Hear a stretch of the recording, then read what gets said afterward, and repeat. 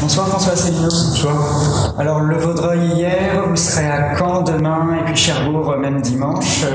Pourquoi ce périple en Normandie ce week-end? Pourquoi pas? On est en pré-campagne pour les élections européennes et j'ai commencé depuis plusieurs semaines à me déplacer en France.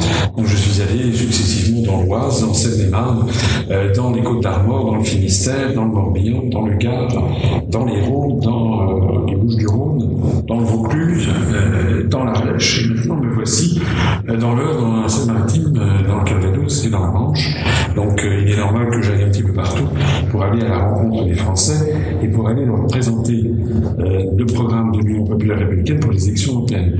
Je le fais d'autant plus que les médias, les grands médias du service public continuent décidément à refuser de nous donner la moindre parole.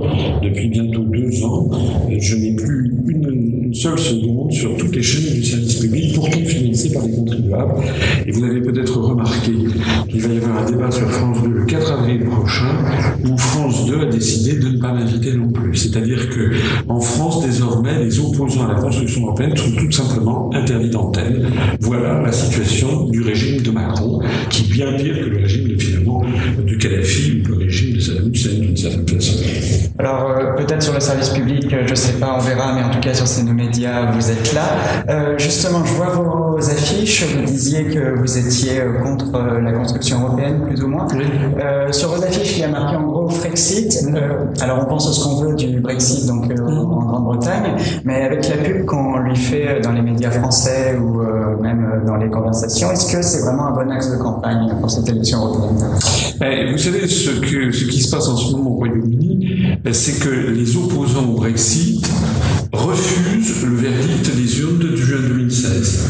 Exactement comme en France, les Français qui ont voté non à la Constitution européenne en 2005 se sont vus imposer le même texte, appelé traité de Lisbonne en 2008. Donc le problème n'est pas dû à la sortie de l'Union européenne, le problème est dû au caractère dictatorial des européistes qui refusent la sortie de l'Union européenne. Nous allons voir ce qui va se passer. En tout cas, ce que je sais, c'est que la situation au Royaume-Uni, depuis juin 2016, s'est continuellement améliorée.